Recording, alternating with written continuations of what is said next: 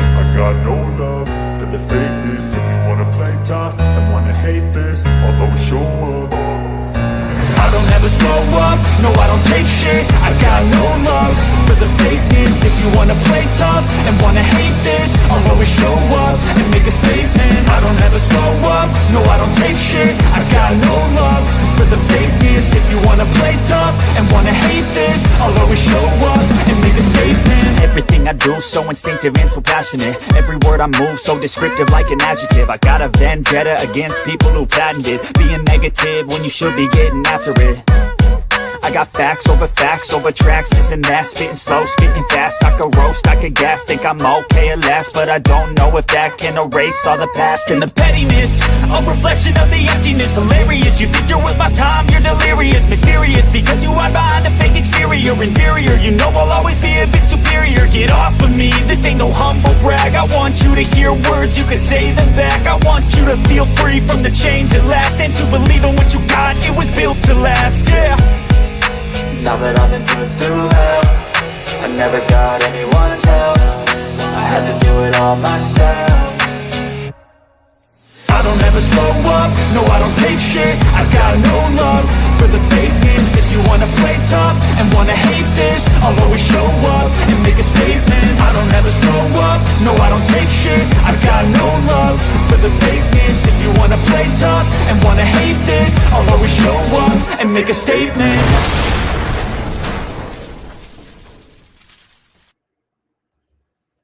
All right, y'all, we're here. We're live. It's Monday. You're watching Buster Unmasked. And look, before we even get started and before I forget, like this video, share this video, go to Buster H.R. Johnson on YouTube and subscribe. Look, guys, got an awesome show for you tonight. Don't really know what to expect out of this show, man.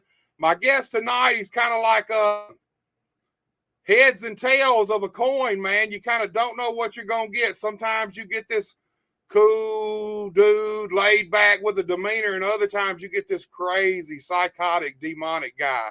But I'm bringing him on right now. Look, this young man here is making a big name for himself out in the wrestling world. He is the current OCW New Era champion. I give to you none other than Austin, the Reaper, Bolo. Austin. How's it going, man? What's up, man? Which one are we getting today? Who are we getting, man? Are we getting the Reaper or are we getting Austin Bolo? Man, like you said, you never know, but I think you're going to get the revived one tonight. There you go, man. Look, dude, you are, I mean, here's the thing. You just recently, a couple months ago, re-debuted in AHCW, and that's one of your home companies, but you're currently the OCW New Era champion. So, look, before we even get into any of that, you know where we got to start at.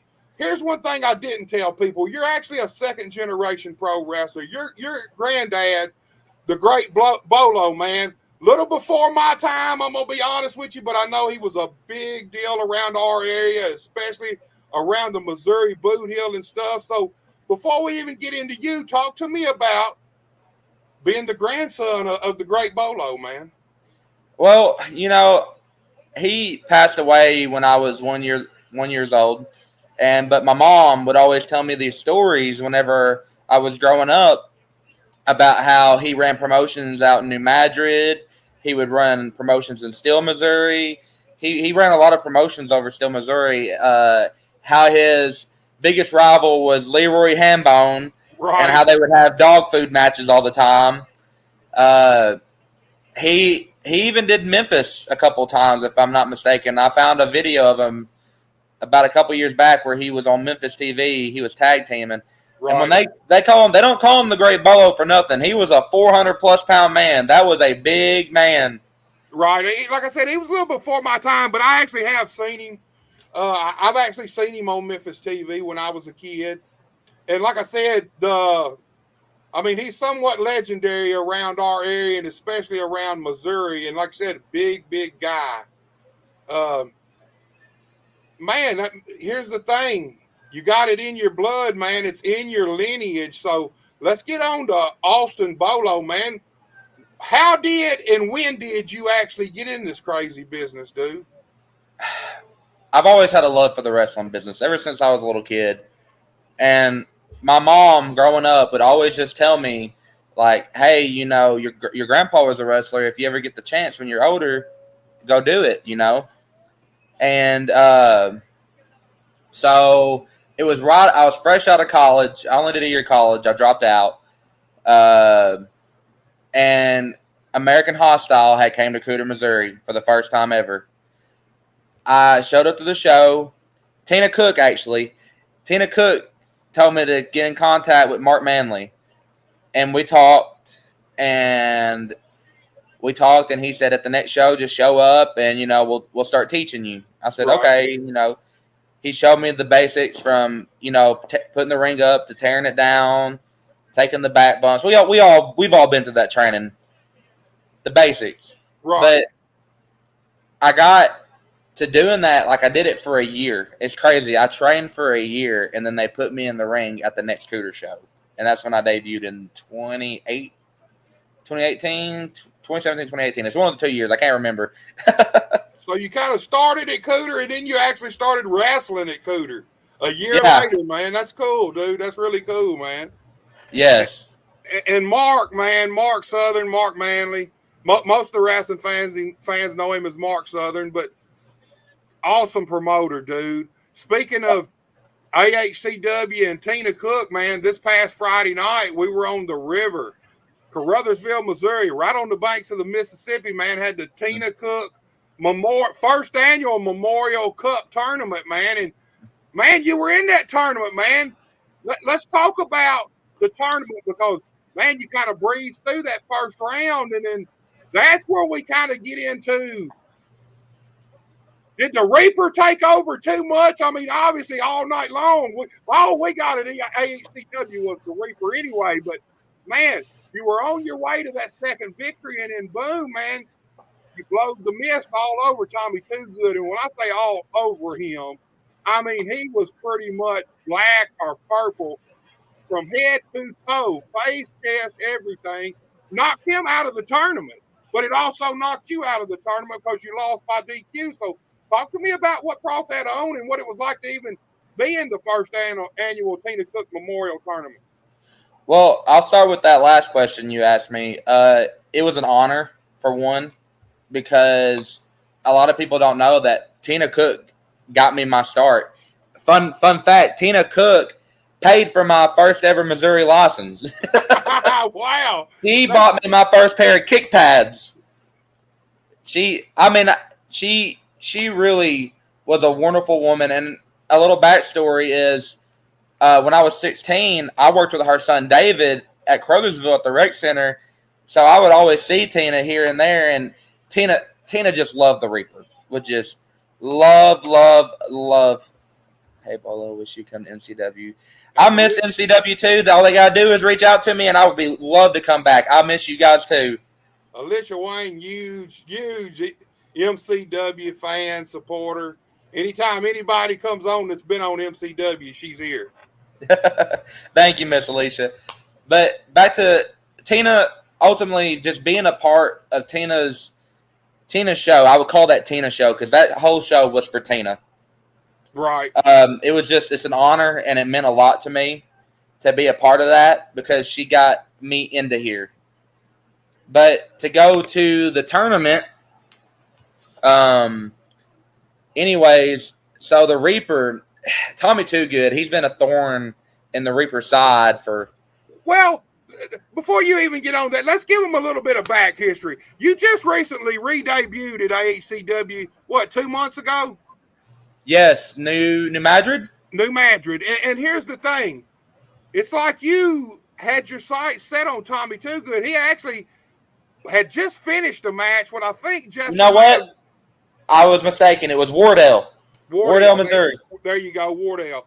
But it's like, man, you had your sights set on Tommy. Like I said, he had just finished a match. I want to say maybe with Justin Main Event, a hard-fought victory. And then, boom, you hit the ring, and you came right after Tommy. Is there some kind of personal issue with you two guys? You know, man, me and Reaper, we share the same body, the same mind, but he has a whole different mindset of how he likes to handle things. The Reaper likes to just come out and hurt anybody. And he sees Tommy as the shining star of American Hostile. He is the golden boy. The people love him. And the Reaper wants to just dismantle him, man. He just wants to hurt him. And that ultimately leads to Crothersville. He was hurt. Trending Trent Daniels hurt his leg. And the Reaper, he's smart. He's very vindictive and conniving. He saw that leg injury, and he went right after it. But then he just got he snapped.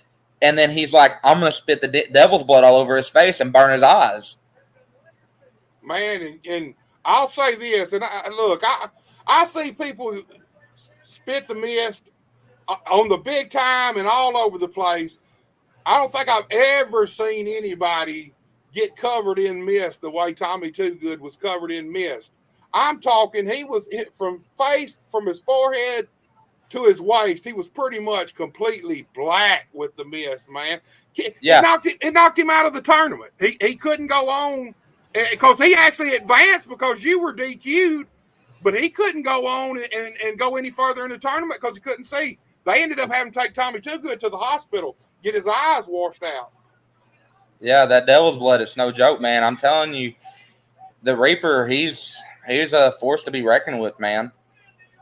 And here's the thing I noticed. You talk about Reaper likes to hurt people, but I feel like the Reaper likes pain himself because we're starting to see this repeated scenario of when a guy nails you, you like it. You come back. You ask for more.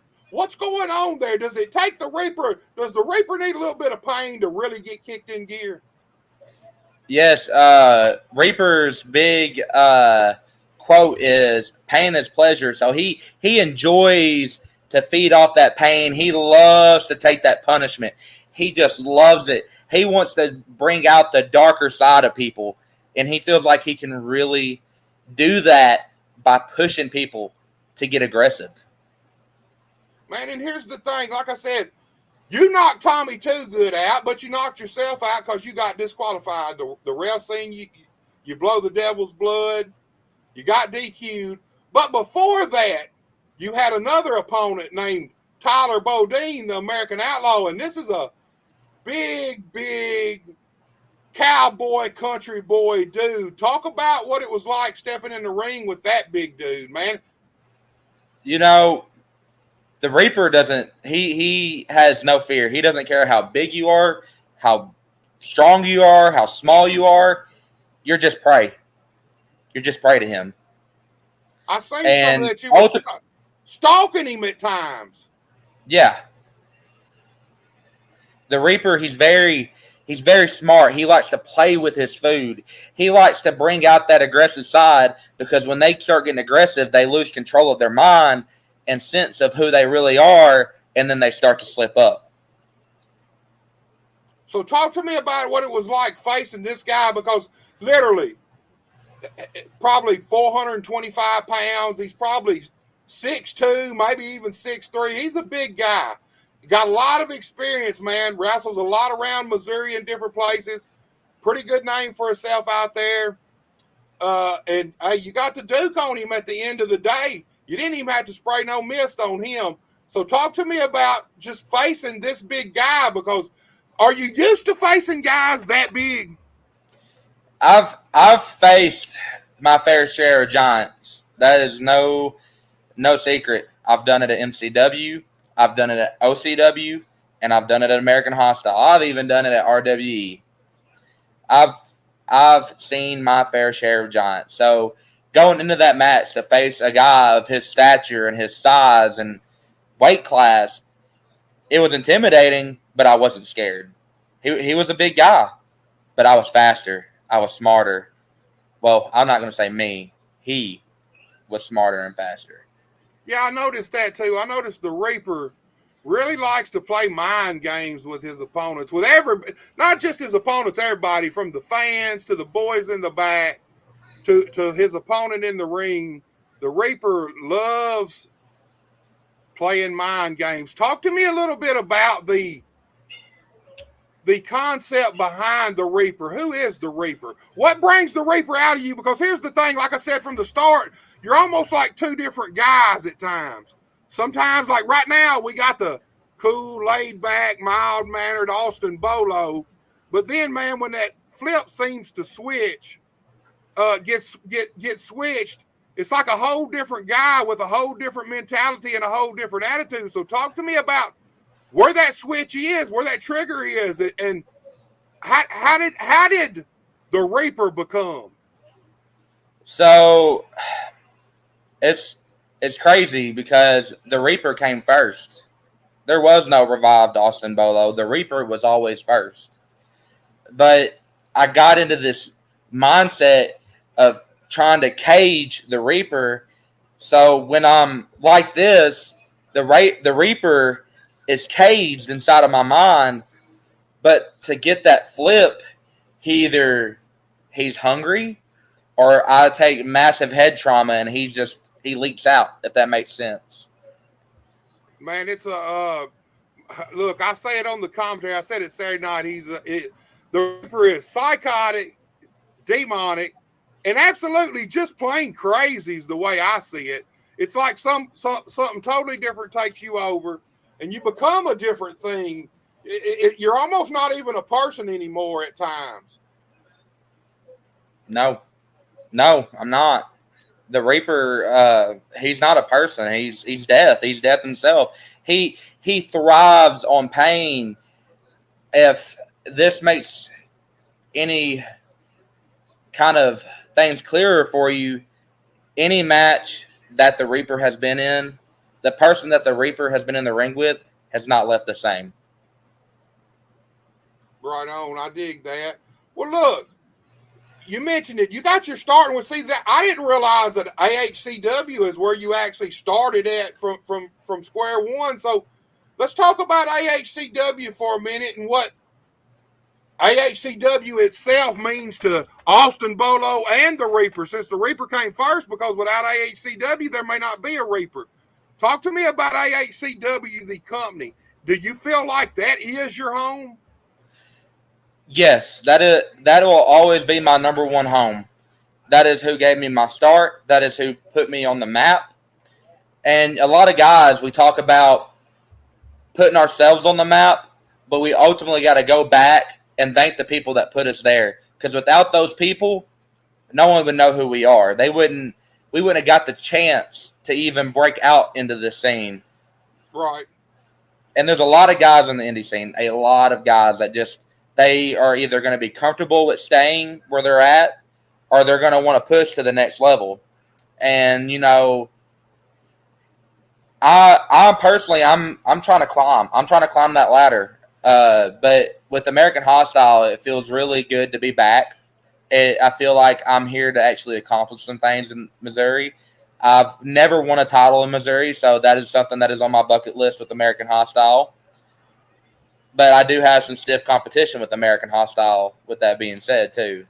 Yeah, since American Hostile returned, because they were gone about a year and a half or 2 years, since they returned, man, look, they've been having stellar shows. Every show that we've had so far has been awesome. 200, 250 plus. The other night at the river, now it was a barbecue festival, but when the wrestling started, everybody just swarmed the ringside, man. There was probably 500 people there around ringside Friday night, and it was a rowdy show, rowdy crowd. That's one thing I like about that show, and even Missouri, even the normal shows in the building, I love the fact that Missouri is a rowdy crowd. Let me ask you something. Do you like crowds when they're rowdy like that, or do you like more controlled crowds? Because the other night, it felt like anything could happen.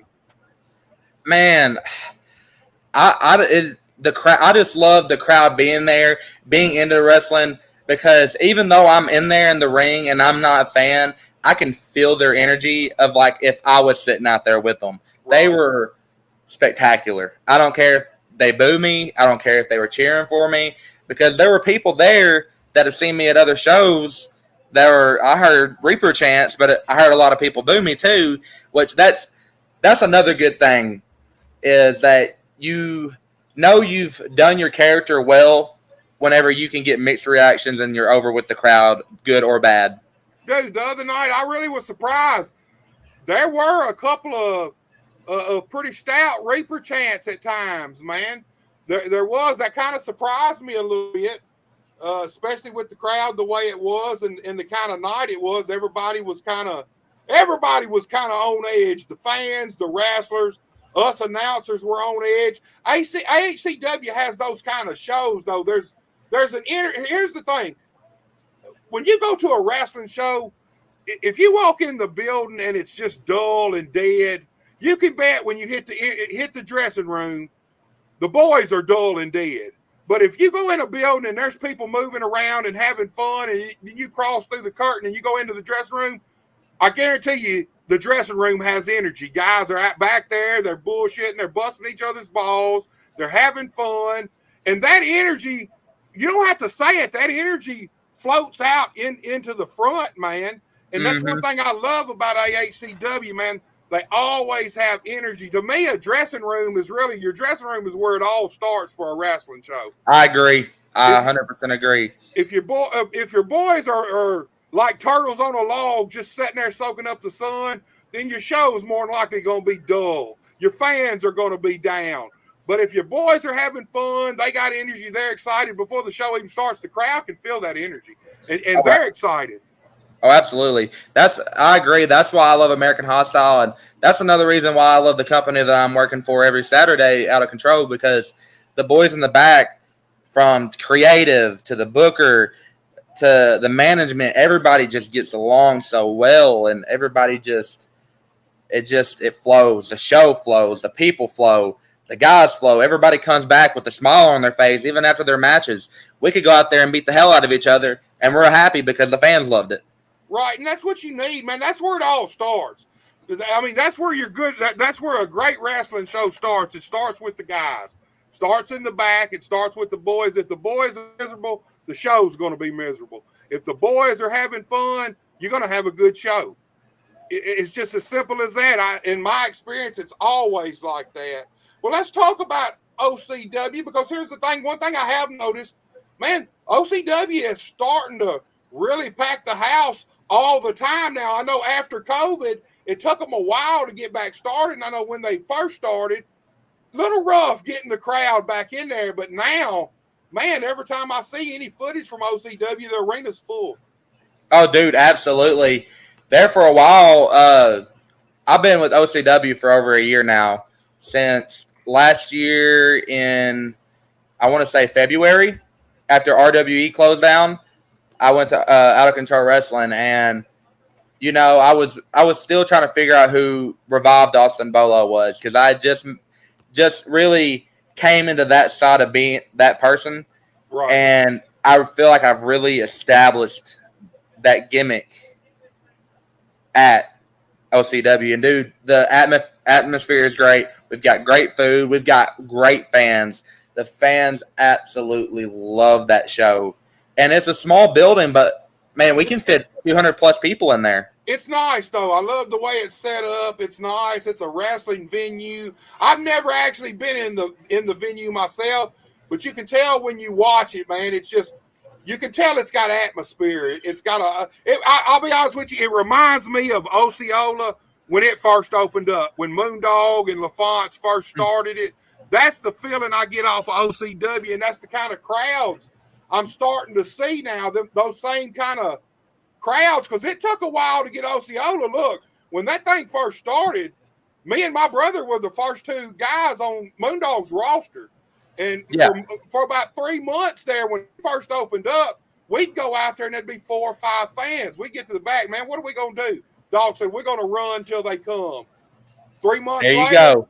3 months later, packing the house every Friday night, and they're still alive right now.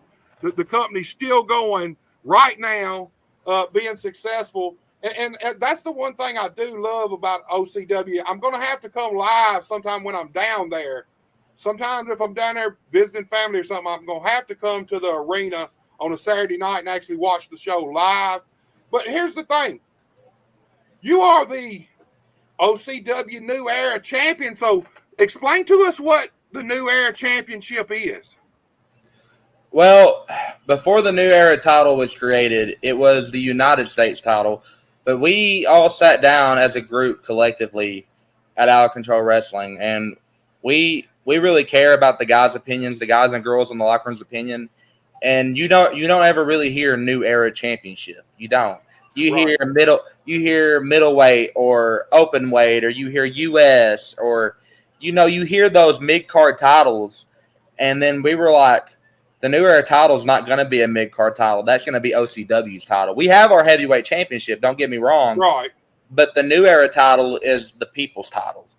If you kind of get what I'm saying, it's something different, and I'm very, very honored to do it because I love OCW and I love representing OCW. We've got great people there, and the New Era Championship means to me like you matter and you care about the people, and the people, you have to give back to the people. The way I represent the New Era Championship, I do the open challenge a lot because I want that championship to have that prestige of a heavyweight championship. Right. And I seen a couple of weeks ago you had a last man standing match. A 2 out of 3 falls match that ended in a last man standing match. Correct. Okay. So talk to me about that, man, because I watched some of that footage. I didn't get a chance to watch the whole match, but I did watch some of it, man. Talk to me about that matchup and your opponent, dude. My opponent, Jackson Palace, that kid's talented, man. That kid is going to go places. What a rivalry, what an angle that was. That guy, he has the world in front of him, and he is slowly just taking it. And he kind of sorry to sidetrack a little bit. He's tagging with my former tag team partner right now, so he's doing great things. But back to the match, it started with after my heavyweight title match at Flirting with Disaster in June. I came out there, and I just felt like I couldn't get the job done anymore. Like I've had all these opportunities, heavyweight title matches, tag team title matches, and I just couldn't get the job done. So I was about to just ride off into the sunset, and he comes out there and he lays down this challenge, and he said, why don't you just lay down and let me beat you? You're my scheduled opponent. And then I got the quick roll up, and then we made it a championship match, and I went over, and the people blew the roof off the place. When I tell you, Buster, they blew that roof off. And we get to the last pay-per-view or PLE we have, which is Red, White, and Bruised. We went through this 2 out of 3 falls match, which started with the pinfall only. No DQs, no countouts, no submissions. The first fall went through. I won. Then we got to the submissions match where Jackson Paulus, I've seen a side of him that I've never seen. He was super aggressive, and he outsmarted me and made me pass out. Then we get to the last man standing match. I've been in a couple of those as Revived and as Reaper. And I'm telling you, those matches are no joke. You take some damage. Your body changes after those matches. The match ended with a table of chairs, where it was a chair of tables, or however you want to say it, right. With Legos and thumbtacks all over them. And Jackson went for the Poison Rana off the top, and I blocked it, and I gave him a last ride from the top rope, and that was the end of the match. I'm telling you, that match was grueling. We both took a lot of damage, and we definitely are not the same people we were before that match. So let me ask you this. Thumbtacks or Legos? Which hurts worse, man? Legos, 100%. I would think so too, man. I'm too old. I ain't falling in no thumbtacks either. But man, ain't nothing worse than walking through your house when you got little kids barefooted late at night and step on a fucking Lego, dude. I can imagine, man. I can imagine. But here's the thing. Let's talk about the revived Austin Bolo. We kind of discussed a little bit about how the Reaper came to be, but give me the thought process behind the revived Austin Bolo. Talk to me about this, man, because it's a little different for you. Yeah, it is a little bit different. the whole process of creating Revived Austin Bolo was to try something different. Because you go through all these locker rooms and you see all these guys with these wearing black and red. They're wearing this crazy psychotic gimmick. I mean, we've all seen it. We've seen our fair share of the crazy psychotic gimmicks. We have. Everybody you got a handful of people that like to work it. And I was like, I need to do something different. I need to be Austin Bolo. Right. I need to show these people that I can be a strong, good guy. And I get the thought process. I'm going to be kind of like this John Moxley type character. I'm going to come out here with a black singlet, black jeans, this I don't care attitude, and I'm going to beat the crap out of people. Well, that kind of changed whenever I came to Hoxie, to OCW, and then I was like, I need to invest. I need to make this gimmick amazing. I need to make it revived, like I was saying. I can't do the revived gimmick and not have that revived aspect to it. Right. So I went from the black singlet, the black jeans, to the white and gold gear, and I'm telling you, the people love it. It makes me feel like I'm a beacon almost. Like, you see that white and gold, you're thinking, oh, that's angelic, that's revived. You know, it's complete opposite of the black and red. Right. And, you know, it's awesome to have that, but ultimately, the Reaper and the revived gimmick is one gimmick. Which I know it sounds crazy. No, I follow you 100% on that, because I was kind of going to lead to there that it's, like I said in the beginning, it's almost like heads and tails of the same coin. Like, you got a 50-cent piece and you got heads over on this side and you got tails over here. That's kind of how I feel about Austin Bolo and the Reaper. They're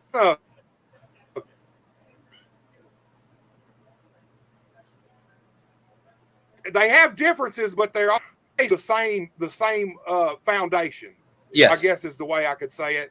Yeah. And here's the thing, man, you fit perfect at OCW, because the one thing I do notice about OCW, everything there is highly character driven. There's not no, I don't recall seeing any just wrestlers out there. It's like everybody who comes out there has an identity, has a character, has a gimmick. It's highly character driven. The company itself, like you said, when y'all do your things, they all have themes. OCW is big on themes. I think it's a perfect place for the Reaper and the revived Austin Bolo, because it's hard sometimes. Some locker rooms have a good mixture of that. Some locker rooms are more athletic style, just wrestlers, and then other ones are the whole show is character driven, sports entertainment style. Yes. And that's what I see with OCW. And I think that's what took a little while for OCW to start getting their traction. Because when they first come back after COVID, even then, from what I remember, from the day they started back, highly character driven. But I think it took a while for the fans to catch on to these characters and these wrestlers and learn kind of who they are and what they're about before they could invest. And, man, I think now they're invested. It looks like to me they're invested in everybody on the show. They are. We have a bunch of great guys in that locker room. And, you know, it wouldn't be possible without the fans, because I was told something a long time ago, whether it's one person or it's a million people, you go out there, you bust your ass, you put on a show, and even if it's one fan, if that fan goes home happy, you've done your job right. You've entertained. You were a wrestler and you entertained them. Yeah, here's the thing. You can't penalize that one fan for other fans not showing up. That ain't his problem. So exactly. He should get the same show that everybody else would have got if there'd have been 300, 400, 500 people in the building. Same thing with – here's my thing. Same thing with promotions having a bell time, and then if the crowd's a little light, say the bell time's 7:30 and the crowd's still a little light, they want to push the bell time back. And to me, that's kind of backwards, because you're penalizing everybody else there. The however many fans that are sitting there waiting for 7:30 that got there in time to see the show at 7:30, why are we penalizing them because these other people didn't get here on time? Here's the thing. You go on and start your show, And the people who really want to come to wrestling, it don't take them but a couple of times to get there and the show half started already before they'll start showing up when they're supposed to, being there before bell time. And that's something else in wrestling. I want to ask your opinion. I feel like a lot of times now, look, we're always working for the fans, but when I was broke in the business, the rule of thumb was we tell the fans what they want to see. We steer them in the direction that we want them to go. I feel like a lot of times now, a lot of companies get sidetracked because I feel like they let the fans tell them. And I'm not saying you don't listen to your fans. Obviously, you throw something out there and the fans shit on it, well, you know to scrap it and come back with something else next week. Yeah. But it's really our job as wrestlers to steer the fans in the direction we want them to go and tell them what they want to see instead of them telling us and then us doing it. What's your thoughts on that aspect of the wrestling business? Man, it's crazy. I feel like the fans should decide how we do it. You know, listening to the fans is ultimately our job, because we could have the guys in the back could have something completely different. Like, this is what we're going to do tonight. This is what we're going to give the fans. And then the fans react differently, and we come back and we should be like, okay, we need to go route B instead of route A because the fans are loving route B. Route A is kind of not working out so well. That's one of them. You throw it out there and they think shit on it. We scrap it. Look, I'm not saying don't pivot, because that's what wrestling. Here's the thing. That's wrestling in general. As wrestlers, I feel like great pro wrestlers are some of the best ad-libbers in the history of the world, because in the old days, just like you said, you go out there and you have an idea of, you put a match together and you go out there, and if the fans start shitting on it and it's not working, back then you could pivot on the fly right then and start changing it to get the fans into it. But a lot of times now, I feel like people get so stuck in what they planned in the back, and if it don't go the way they want it to, it throws them completely off. I agree. They don't know how to pivot, because I don't think they do. I don't think young wrestlers ad-lib as much as wrestlers used to. You know, I feel like you get in the back and you plan something out, and they don't think about, well, what happens if? You know, there's always got to be that what if in your head. If this don't work, where do we go? Well, you can't get out there and then it not work and be a deer in the headlights. You know what I mean? Exactly. And to touch on that too, we, like you said, we got to give the fans what they want, correct? Right. So example, me and you go out there and the plan is for you to whoop my ass, and the fans are like, this is bull crap. Like, why are you whooping his ass? We come back there and we're like, oh, we're going to have to go to plan B because the fans hate it. Well, see, here's the thing. That's what I'm talking about. We would never make it the back. We would change the match right there in progress, right there while it's happening. We would change it. We may not change the outcome, but we would change the way we're going about presenting our match so the fans are drawn into it. And that, you know, that's the hook to me, man. That's part of the art, man, in wrestling, is knowing when you need to change. You have to read your audience. You have as a pro wrestler. We're like cars, man. We're like cars. We can't run without gasoline. Our gasoline is the fans. Exactly right. Without the fans, we don't run, and we can't give them what they want. Right. We can't get them to that destination of what they came to see. So like you said, we should be able to change it out on the fly, and I feel like sometimes that gets lost today. Well, I feel like a lot of times guys are maybe a lot of them can't do it. You can tell that just by watching, but there's some of them that I believe that could, but maybe they're scared to, because they don't want to. They're scared they're going to get heat when they get to the back. Well, I mean, if the match is blowing and the fans are shitting on it, and then you turn it around, and by the end of the night, by the end of the match, the fans are exploding like we want them to, I don't really, as the promoter, as long as we kind of still told our story, we might have had to tell it a little different way. I don't give a shit that you had to change something in the middle of the match, because that's pro wrestling. That's what it's about right there. wrestlers have been doing it since wrestling existed. Yes. You know, they've been changing on the fly. Well, look, dude, let's talk about some of the other places you worked. You mentioned MCW, RWE. Now, RWE just reopened up in Batesville this past Saturday. I think they had their very first show. Hadn't seen any footage or anything about it or heard much about it. But they're just starting back, and you used to work at RWE on a regular basis. So talk to me about your time that you did spend at RWE. You know, I have a love-hate relationship with RWE, if that makes sense. You're not the first person that's told me that. So it was different. It was me branching out because I went there after my stint in Osceola. Right. And it was a change of pace. It was a little further out, different crowd. No one really knew me out that way. And, you know, I revived Austin Bolo over there. So, I mean, I'm grateful for that, and I'm grateful for the fans. But there was a lot of – and I'm not going to sit here and dog nobody because that's not who I am. I'm not a drama person. No, man, I just want to know how you liked RWE and what it was like working there with the talent and stuff. No, I loved working there, loved the fans. I met a lot of great people. I had a lot of great matches. I wrestled Jimmy Jacobs, the Zombie Princess, there in a tag team match. That was an amazing opportunity. Right. I felt really humbled to be chose for that match. But come towards the end of RWE, I had a lot of personal stuff going on over there that I couldn't see myself go back. And after RWE closed down, I stayed there till RWE closed down. I was loyal. I'm a loyal person in a locker room. If you book me and you've got plans for me, or if you need me there, I'll be there. I'm a very easy to work with guy. But when drama gets put into a locker room, I have to go, man. I have to. Like, it's not healthy.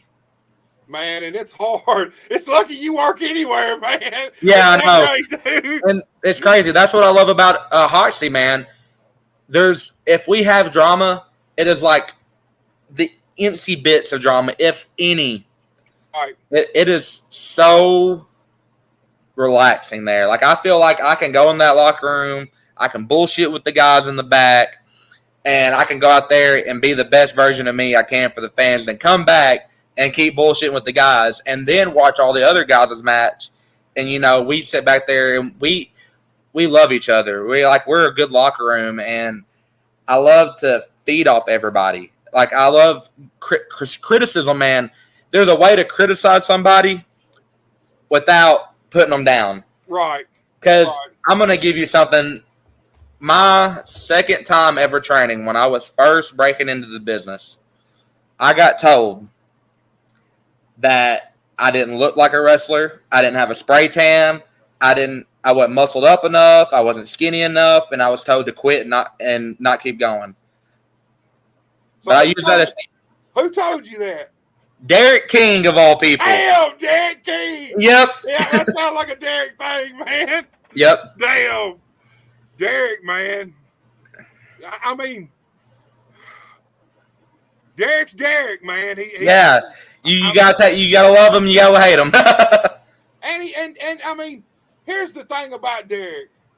You don't know, I've known Derek since he broke in the business, and Derek's a funny type dude in the sense that, you know, he could have told you that, hoping for a certain reaction. Because here's the thing about wrestlers. Some of them, a lot of guys, Derek would have told that, they'd have went home and thrown in the towel and been done. But it's the guys who don't. So who knows if maybe that was a little test from Derek. Maybe he said it that way, because that's a lot. Man, back when I broke in, and I'm sure way earlier than that, you got tested in this business. All the time, you got tested to see if you belonged, if you had tough skin. Wrestling business not for the thin of skin, dude. If you got thin skin, you in the wrong business. Yeah. So when Derek told you this, talk to me about your mental state of it. What did you think of? Did it piss you off? Did it hurt your feelings? I was shocked more than anything, because, you know, that's not something you want to hear when you're first breaking into the business. But we can all agree on, when we first start, none of us are naturals, or None of us get it right off the rip. And I'm not going to say that I was perfect because I wasn't. There was nothing absolutely perfect about me, and I still have stuff that I struggle with. But when I heard him say that to me, I was like, I can either get in my car and go home and say, screw all this, it wasn't for me, or I can stick with it and see where it goes. And I'll tell you what, I'm so happy I stuck with it. I love how far my career's gone. I love the opportunities that I've gotten, the people I've got to work with, the people I've got to share cards with, like Rhino, Eugene, Jimmy Jacobs, people like that. That means a lot to me. And here's something. I'm glad because modern wrestling now, we're starting to get characters back. We're starting to get guys that look all different ways, all different sizes. I had been sick of cookie cutter wrestlers. Spray tan, everybody muscled up. I mean, when everybody's the same, everybody's the same. That's just the way it is. Everybody's built good. Everybody's got a spray tan. Everybody wrestles the exact same. Well, where's the uniqueness in that? And I love the fact that even WWE over the last few years, man, you're starting to see guys of all different shapes and sizes. If they've got talent and go in the ring, you're out of the era of you got to be muscle bound, skinny and bulked up. Yes, that era is kind of gone by the wayside, and I'm glad because Bruiser Brody, I mean, he was a big guy. I mean, he was in shape, but he wasn't like he was muscle bound, but he was just a wild, crazy dude. Abdullah the Butcher. Wrestling needs these kind of Joe LeDuc. Wrestling needs these fucking characters out there that are totally different than everything else going on in the wrestling business, man. That's what makes it roll. Well, see, you got people like Bronson Reed in WWE now. That dude's massive, but he can fly like a little guy. He really can. I don't see how he does some of the shit he does, man. That's what I love about being a wrestler now, because back then you had to have, like you said, you had to have that build. You had to have that look, because if you didn't have the look, you didn't make it. Now you got people, I don't know if you know about him, but K. Toomer in Arkansas. Yes, I love Toomer. Toomer, he's going places. K. Toomer is amazing. Great guy to be in a locker room with, too. But you got these guys that are bigger, and they're getting these opportunities. We got Gunther. Gunther wasn't skinny like he used to be. Right. He used to be a big boy, too. But he can go. Gunther used to look like a giant Ripley Priam. So yeah, I seen of him with the all different color tights and stuff, man. He looked like a giant Ripley, man. And Toomer, I love Toomer for the fact that, man, Toomer sells his character 24 hours a day. Here's the thing about wrestling. A lot of times it takes you a while to find your identity. And then once you kind of start finding it, it takes you a while to become it and be comfortable with it. I feel like K. Toomer has that down, man. I feel like, man, K. Toomer, the show enough, the fat jitsu, the character itself, you don't never see him do something that K. Toomer wouldn't do. You're exactly right. Everything he does is something K. Toomer would do. And that's when your gimmick's really starting to surpass being a gimmick. It's starting to be who you are, kind of like The Undertaker. Think about how big a gimmick The Undertaker was when he first got it stuck on him. But over the years, he just evolved into being The Undertaker. No matter what he looked like, no matter how he was dressed, he's still The Undertaker. He was The Undertaker. When he showed up, you knew shit was about to go down. It didn't matter if he was the American Badass version or the old school version. He was still The Undertaker. It had become... He put fear in people. He had become it, and it had become him. And that's one thing. K. Toomer has got one of the best personas around. See, I wish I could go around being my Reaper 24/7, but I think I'd go to jail. Well, look, you mentioned MCW, and you mentioned your tag team partner a few years ago, man. You were at MCW every Friday night, man. To talk to me about being at MCW, and then talk to me about who and how you and at that time he was the Phantom kind of hooked up. Now he's Judas. So talk to me about MCW, and then talk to me about Judas. How y'all kind of got together and how the collab came about. Well, MCW was actually where I went after I kind of branched away from American Hostile. I left American Hostile and I branched off. I didn't permanently leave American Hostile, but I was going to Osceola on Friday nights because I was so green. And when you're only wrestling once a month, you don't get that experience that you need. You need ring time. You need to be able to get out there and develop as a person and a wrestler. You need to be able to know how to lock up. You know how to be able to sell, know how to do moves. You need to know how to sell yourself to the crowd. You need to be and, comfortable out there. You need to get comfortable out there. And that only way you do that is ring time. Over and over and over, going out there in front of them people. I wish there was some place around here now that worked guys a minimum of 3 nights a week, hopefully even more, 4 or 5, because you'd be surprised how much better you'll get if you're working 3, 4, 5 nights a week every week. Man, it becomes second nature. You don't even have to think about it anymore. You just kind of get where you just do it. You just go out there and you do it, man. That's all you got to do. But MCW, I look at MCW as a place of development for me, of how I really, because when I first went over there, I was still doing the Reaper. I was still brand new. This was before the crazy face paint. This is before the laugh that everybody loves. This is before the mist, everything. I was just the Reaper. I was just Austin the Reaper Bolo. There was no Reaper, I felt like. And I got told, and this sticks to me this day, and this is advice that I pass on: invest in your gimmick. There is a guy, and everybody knows him, Mr. Willie over at MCW. Right. Everybody loves Willie. Willie came up to me, and he's like, I'm going to see if I can do my best Willie impersonation. Oh, Bolo, you know, you're a Reaper, you got to have a sickle. Right. I love Willie to death, but he's got one of the gargly, raspy voices of all time, and I was like, you're right, I do need one, and I need to invest in my gimmick. And he went home, and bear with me for a second.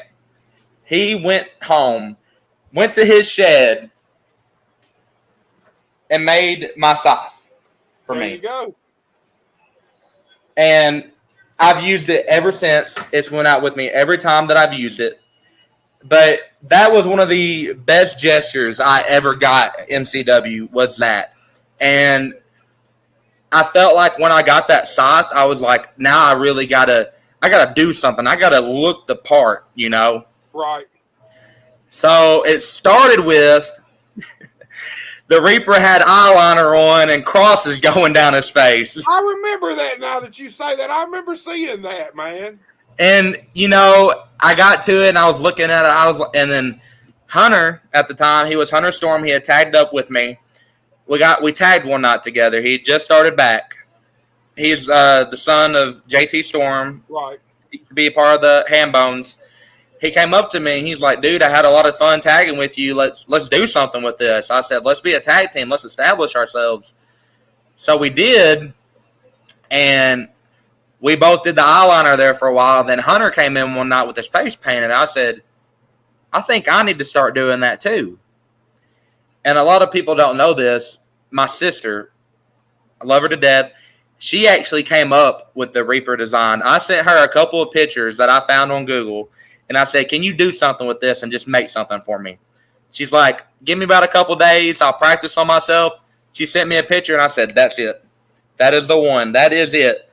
And we did it, and I get a lot of, you look like Kiss. You look like Gene Simmons from Kiss. Right. But it's that paint, that white and black paint that I put on, that I spend anywhere from 30 minutes to 45 minutes putting on, that became my identity. That became who the Reaper was. And people fell in love with it. Right. And here's the thing. I mean, if everybody that puts black and white paint on is Kiss, then, I mean, you ain't the first one, dude. No, you know absolutely not. I mean, it's just simple as that. And I remember you guys when y'all first started teaming, because y'all were cutting some really good promos, I thought. Some different kind of promos, outside, candlelight, different lighting and stuff. I thought it was creative, man. I don't know if you've noticed, but I still use the candle a lot. Yeah, I seen it, man. That kind of became a staple for both of us. And then Hunter and me, I left MCW, he left MCW. I went out towards RWE. I don't exactly remember where all Hunter went to. I worked some places in Tennessee. I can't remember exactly where all I worked in Tennessee. I know I worked EIW once, and I worked a show for Mike Shaw a couple of times in Tennessee. Did you work this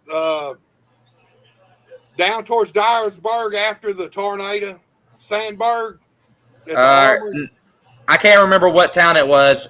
I don't think it was SPW. No, it was before that. It was before he did SPW. I'm pretty sure you worked the show. I'm pretty sure you did. I might have. I'm pretty sure. My Tennessee stint, it's not really in my mind all that well. But we both branched out, and we both figured out who we were. And then whenever I know we're on the question at NCW, but this kind of goes along with everything. I came back to Out of Control Wrestling. Me and him, he was working as Judas, and he was training. He was under Draven Morrow, and he was tagging with a guy named Archer Mosley. All great guys, really great guys. Draven Morrow is on Memphis TV now, right, with Dustin Starr. Right. But me and Hunter, we got there. We had a killer match. We had a I Quit match last Halloween. And it came back to December, which ironically, we worked Big C and JT Storm for the tag titles, and we won our first ever set of tag titles together. So everything kind of came full circle whenever I came to OCW. Yeah, that's cool, man. And here's the thing. You mentioned Osceola as a place to develop. I feel like that too. Here's the thing. So many guys cut their teeth there. Me, Derek. That's where Derek developed Derek at. I mean, Ron McClarty. Just so many others. White Lightning. He was there. White Lightning, Midnight Cowboy, Frankie Tucker. The list goes on and on. Everybody who's anybody came through that place during the 90s and the 2000s, up till about mid-2000. But during the 90s, everybody who ever went out and became anybody somewhere else, and damn near every star from Memphis, from the Rock and Roll Express to Brian Christopher, Jerry Lawler, it didn't matter who, they have all made that stop in Osceola back when Moondog was running it. And I feel like, I mean, that's where I cut my teeth at. I was trained in Nashville at the USWA Wrestling School, and then I'd wrestled around. They sent us to Don Bass, and I'd wrestled here and there. But it was when Moondog got a hold of me that he gave me a home, somewhere that I knew I was going to have a match. Because back then, there wasn't companies like there is now. Back then, I mean, if you wasn't working for Memphis, there wasn't but a few other companies. Like Osceola was the only Arkansas company anywhere close around there other than Batesville for years and years. You didn't have companies every 10 miles up the road, so you didn't get to work as many places. You didn't get to work as often. But, man, Moondog come along, and he kind of gave me a home, and it allowed me to evolve me. You know what I mean? And that's what all wrestlers need is they need a place where they can become somebody. Well, learn who they are first, and then you do need to get out. Talk to me about, like, first branching out. Talk to me about the very first show besides AHCW you done, branching out to another company. What company was it, and how was your experience? It was crazy. I was still with AHCW. Mark Southern, he told me to get a bag ready. He was coming to pick me up, and we were going to work EIW. And I will say that was a very different experience, different crowd. Tennessee, definitely a different crowd. I was still really green, so like I feel like I just got thrown out there to get the crap beat out of me because that's exactly what happened. But I want to say the first person I worked over there was Mad Dog David Dane. Big boy. Great guy. Right. But hell of a wrestler too. That was the first time that I ever took a chop. And did he ever tear my chest up? I had hamburger meat chest after I got done. But it was scary. That right there was a little scary because you're like, oh wow, those hurt. And he's got a catcher's mitt for a hand anyway. Oh, absolutely. Then I worked my way back over to MCW, like I said, because that was really my branch out point. I ran into a guy named Red Walker. You probably know him. Yeah. He tore my chest up too. I worked him so many times. Red loves those damn chopping. He loves them flat handers too. Them straight on up here. Yeah. You saw that hand go up. You got ready for it. I'd be like, man, look, put a little cup in there. Hit me with that flare knife. Oh, he didn't cup at all. You got straight hand. Fuck all that Wahoo McDaniel chops, man. Yeah. I remember seeing some of you and him's matches and seeing your chest be blood red, man, be beat red from those chops, dude. Yeah. I'll tell you something. I took his chops and then I went to RWE and then I went over there and worked Ray Ivy. I worked the dog collar match with Ray Ivy. He was chopping my chest, chopping my back, chopping my stomach. If he could chop it, he chopped it. He tore me up from head to toe. You literally were hamburger meat after that. Yeah, exactly. And Ray's a hell of a worker, man. Second absolutely. generation guy. Been in the business for got to be 25 years now. Very knowledgeable. He has a lot of knowledge for the business, dude. I love Ray. I look at him kind of like as a wrestling dad. Creative guy. Back when I don't know, probably 10 years or more now, when at ASWF in Tuckerman, when Ray was over there all the time, man. I actually enjoyed that show, and that's back when SmackDown was stagnant and wrestling in general was kind of stagnant everywhere, bad. Yeah. But I would catch some video of ASWF during the time Ray was booking and calling the shots and stuff, and always caught myself watching it. Like when I turn it on, I'd get drawn into it, and it's because Ray's a real creative guy. Real creative dude, knowledgeable about the business. Like I said, a second generation guy and loves to fucking chop. Oh, absolutely. Loves to chop. So look, man, we're getting ready to kind of wind it down. But before we do, talk to me about your goals with wrestling, man. Are you one of those guys, or are you wanting to get that call one day from one of the big companies, or do you like what you're doing? Is it kind of a hobby for you, or do you want to make a living at it? Man, that's the ultimate question everybody gets asked. I eventually want to make something with it. I want to go. I want to do the work, the background work. There's a kid on the scene right now. His name's Austin Mulitalo. Great kid, hell of a talent, and I've had the privilege of sharing the ring with him many a times. I actually got to work him at a Cooter show one time. And I recorded that show. Yeah. Austin Mulitalo, he is going to be something. He is going to be something in the next year. If he is not on AEW or WWE, you can shoot me where I stand. And here's the thing. He puts himself in those spots, too. That's the thing about wrestling. You cannot just sit at home. If you really want to go after that dream and that spot, because I've talked to Austin. But I've had him on the podcast. His goal is to be a fucking star. His goal is to be as big as he possibly can in the wrestling business. But to do that, you got to put yourself in those positions, man. It seems like every time WWE or AEW or TNA or anywhere he can get to, he's there. Yeah. And that's what it takes. That's part of it. That's part of – here's the thing. Out of sight, out of mind.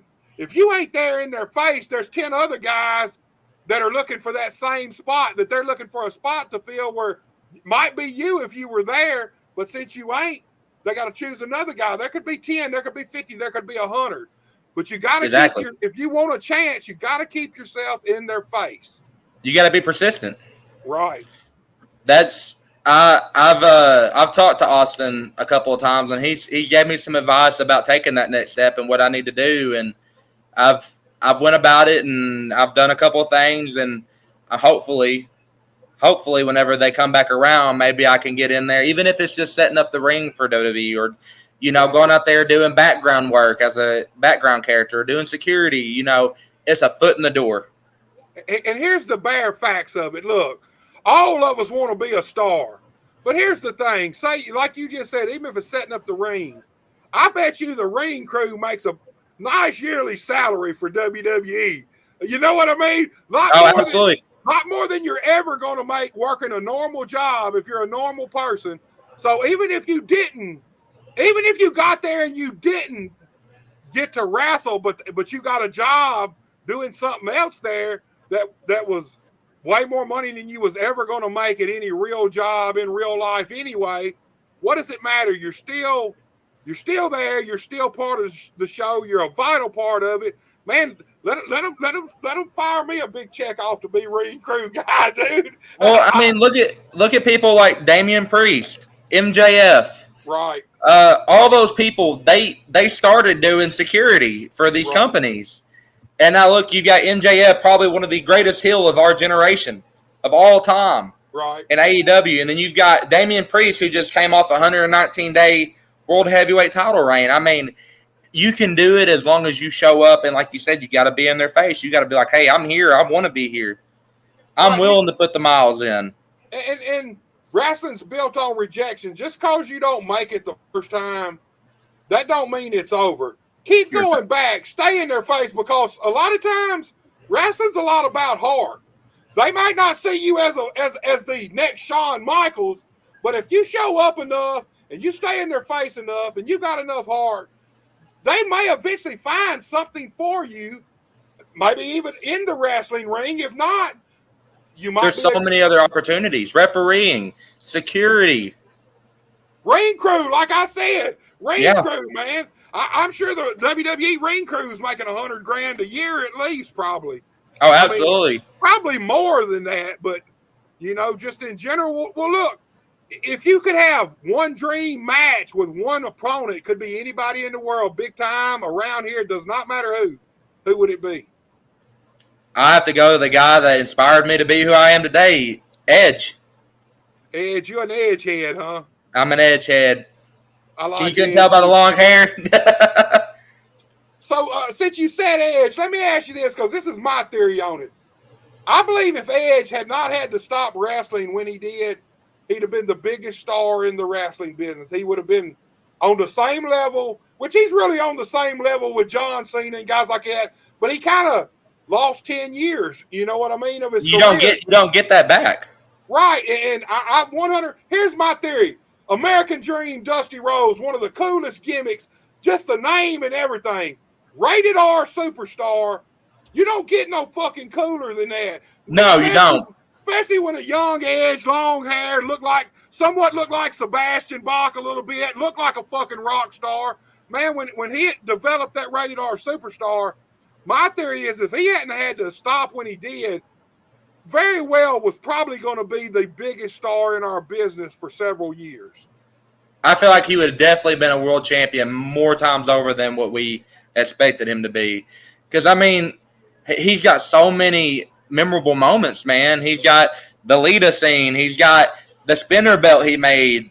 He was known as the ultimate opportunist. He won the Money in the Bank briefcase. My favorite thing about Edge that made me fall in love with him, and I do the spear. The spear is one of my finishers. I will sit down and use that finisher until I'm retired. But it was whenever he would get in the corner and he would drop and he would just start doing those crazy eyes, go to that place. Right. It got you up out of your seat. You were like, oh, my God, he's finna hit it. He's finna hit it. And when he hit it, you were like, oh, my God, he did it. Man, I'll be honest with you. The Brood. The Brood was one of my favorite. Him, Christian, and Gangrel. To this day, I love the Brood's music. Absolutely. I think some of the coolest shit coming up out the fire, spitting the blood. I think that was one of the coolest things. And him and Christian, 5-second pose. You know? Oh, yeah. It's iconic. Right, man. Edge, I love Edge, man. I love Edge. I just wish he hadn't lost them years that he lost, because I know, man. Wrestling, I think you would have seen. I think he would have been the one to push John Cena at least nudged him over, and been right up there beside him. Because, like you said, Edge has been multi-time world champion, but I just feel like he didn't get to reach that certain level because he had to set out, man. It's a miracle that he even came back. Same thing with Daniel Bryan. Both of them, when they got out, didn't think they'd ever come back. Well, you've noticed that, like, a lot of big names, like you said, Daniel Bryan, Edge, Nikki Bella even had that same, and Paige, like all those people, they had those neck injuries, but they all recovered and came back. Well, and it takes time too. You can have an injury like that, and you might have stayed out 2 years and came right back in 2 years, and you might have been healed on paper, but you could have got in there and boom, re-broke the same thing or had something else happen. One bump. But you take enough time, like Edge and Daniel Bryan, 5, 6, 7, 8 years of time for your body to really heal itself, really recoup itself, really heal itself properly. And these guys are still out there now doing it, and they thought it was over. Yeah. Dude, do you got any social media? If you got anything you want to plug, look, shows coming up, social media, anything. You never know who might be watching. Just tell the fans and any promoters that might see this, dude, how they can get a hold of Austin Bolo, man. I have the main way to reach me is through my Austin Bolo Facebook. I do respond. It might take me about an hour or two to respond on that page, but I do respond because I'm running 2 Facebooks. Great way to see anything that I do, go on YouTube and look up Out of Control Wrestling. We go live every Saturday. And if you ever get a chance, please come out there. It is a great atmosphere, great people. And not only can you catch me there, but you can also catch me here in Missouri at American Hostile. I'll even be at the Kennett show in October. Kennett's going to be a big show. It's going to be huge, man. From what I understand, it's going to be huge. What is it, the sixth anniversary of the Kennett show? We got Jerry Lawler coming in, Ricky Morton, correct? Right. And then we just had someone else announced today. My brain's farting, man. I've been wrestling all weekend. My brain's farting on me. Hey, look, I got a little snippet of information, but I can't really tell it, man. Might be a big little surprise show up at the Kennett show. Let me just say that. Might be a big little surprise show up, man. So there's a lot going on with that show, man. There's a lot going on. It's going to be huge, man. How long's it been since Kennett has really had a show? It's crazy. Right before I started with American Hostile, I believe the guy that had trained me had told me that they had just had a Kennett show. So I feel like it's been some years since we've been at Kennett. Right. And now you've been wrestling for what? 8 years now? 7 years? 6 to 7. Okay. So yeah, I think it's been at least that long, especially a show like this. This is going to be a old school style. Back when Lawler, Channel 5 Wrestling used to come to Kennett on a regular basis.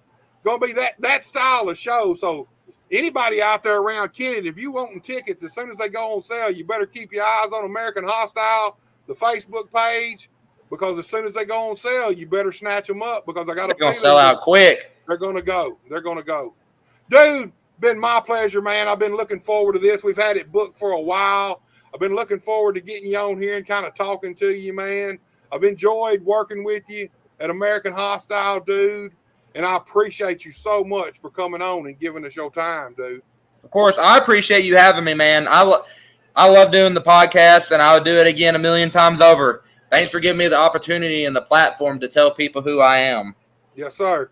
Look, man, you have a great night. You too, man. Take it easy.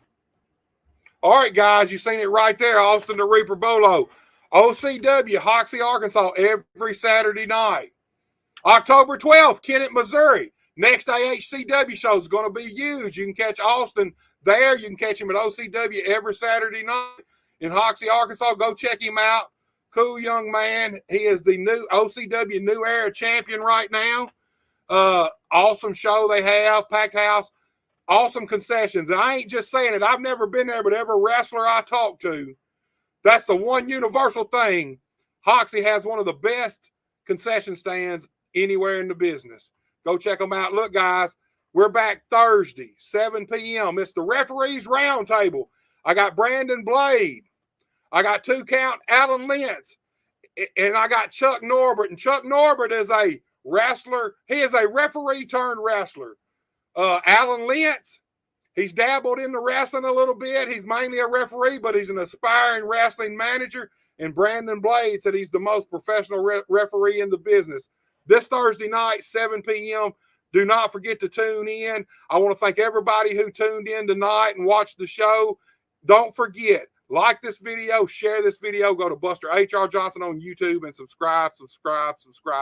Till Thursday, y'all take it easy. I don't ever slow up, no I don't take shit. I got no love for the fakeness. If you wanna play tough and wanna hate this, I'll always show up.